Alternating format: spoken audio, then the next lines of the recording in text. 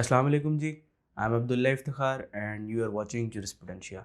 आज जो हमने टॉपिक चूज़ किया है वीडियो के लिए वो है हिरार्की ऑफ कोर्ट्स और हिरार्की ऑफ जजेस, क्योंकि आम लोगों को और साथ साथ लॉ के स्टूडेंट्स को भी अपनी स्टडी के दौरान इल्म नहीं होता पाकिस्तान में हिरार्की क्या है कोर्ट्स की, और आवाम को इस लिहाज से कि उनको पता नहीं होता कि उनका केस कहाँ लगा है। अगर कोई बंदा उनसे पूछ लेता कि यार आपका केस किस कोर्ट में लगा है, तो उनको यही तक नहीं पता होता कि यार क्या वो कोर्ट ऑफ सेशंस में लगा है या सिविल कोर्ट में लगा है, हाई कोर्ट में, सुप्रीम कोर्ट में या फेडरल स्टेट कोर्ट में है। तो उनको इस हवाले से नहीं पता होता है। तो बेसिक आज की वीडियो का मकसद यही होगा कि अवामुन्नास और लॉ स्टूडेंट्स को हिरार्की का पता लग जाए, वरना लॉ स्टूडेंट जब डिग्री करने के बाद प्रोफेशन में आते हैं तो फिर उनको हिरार्की समझ आती है और थोड़ा टाइम लगता है। तो इस वीडियो को देखने से इंशाल्लाह अवाम को भी और लॉ स्टूडेंट्स को भी पाकिस्तान के अंदर कोर्ट्स की हिरार्की और जजेस की हिरार्की के बारे में पता लग जाएगा। So let's start the video.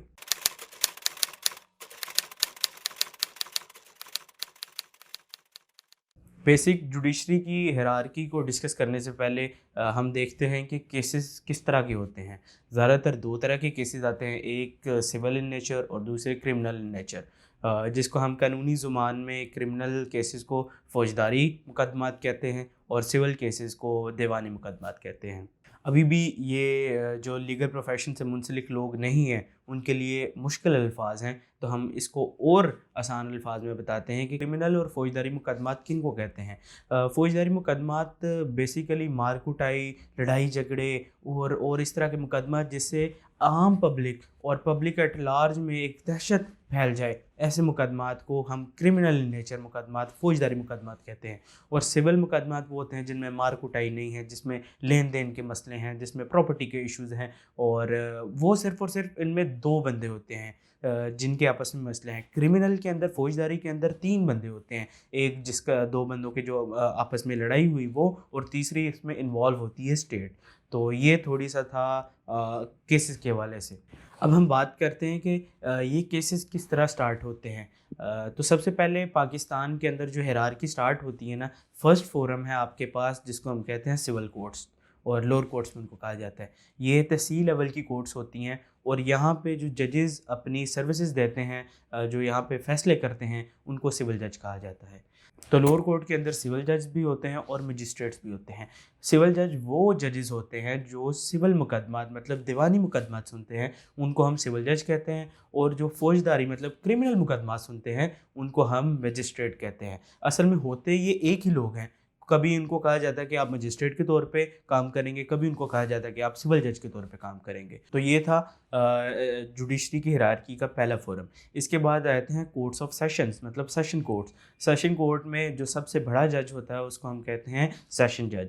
अब इसमें भी दो चीज़ें आती हैं। जो सेशन जज जो सिविल मैटर सुनते हैं हम उनको कहते हैं डिस्ट्रिक्ट जज, और जो क्रिमिनल मैटर सुनते हैं हम उनको कहते हैं सेशन जज। अब सेशन जज क्योंकि सेशन कोर्ट का सबसे बड़ा जज होता है, तो इनके नीचे और भी जजेस होते हैं, सेम एज जैसे हाई कोर्ट के अंदर जजेस हैं और ऊपर चीफ जस्टिस है, उसी तरह सेशन कोर्ट के अंदर दूसरे एडिशनल सेशन जजेस हैं और इनके ऊपर सेशन जज होता है। तो एडिशनल सेशन जजेस में जो सिविल मैटर सुनते हैं उनको एडिशनल डिस्ट्रिक्ट जज कहा जाता है, एडीजे, और जो क्रिमिनल मैटर सुनते हैं उनको एएसजे मतलब एडिशनल सेशन जज कहा जाता है। ये सेशन जज के मातहत होते हैं और ये इस तरह काम करते हैं। अब सेशन कोर्ट्स में नीचे से की गई वाली जो मुकदमात होते हैं उनकी अपीलें आती हैं इसके अंदर, और कुछ मुकदमात ऐसे होते हैं जो डायरेक्ट सेशन कोर्ट में भी हम जाके स्टार्ट कर सकते हैं, जैसे कत्ल का मुकदमा, और जैसे प्री रेस्ट बेल लेनी हो तो हम डायरेक्ट सेशन कोर्ट जा सकते हैं, और कुछ केसेस के अंदर यहाँ पे ट्रायल भी स्टार्ट किया जा सकता है। तो ये था पाकिस्तान की जुडिशरी का दूसरा फोरम।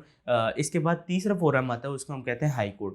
हाई कोर्ट सूबे की लेवल की सबसे बड़ी कोर्ट होती है, और पाकिस्तान के अंदर 5 हाई कोर्ट्स हैं, 4 सूबों के अंदर और एक इस्लामाबाद के अंदर।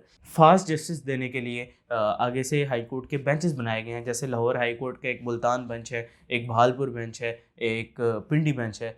तो इस तरह इसके बेंचेस बनाए गए हैं। तो हाई कोर्ट के अंदर जो जजेस होते हैं वो किसी टेस्ट के थ्रू नहीं आते। एडवोकेट सुप्रीम कोर्ट होना उसके लिए लाजमी है, तो वो डायरेक्ट एलिवेट होते हैं एज अ जस्टिस के लिए। पास भी सिविल मैटर्स भी आते हैं और क्रिमिनल मैटर्स भी आते हैं। बेसिक इनमें डिफाइन कर दिया जाता है कि कौन क्रिमिनल सुनेगा, कौन सिविल सुनेगा।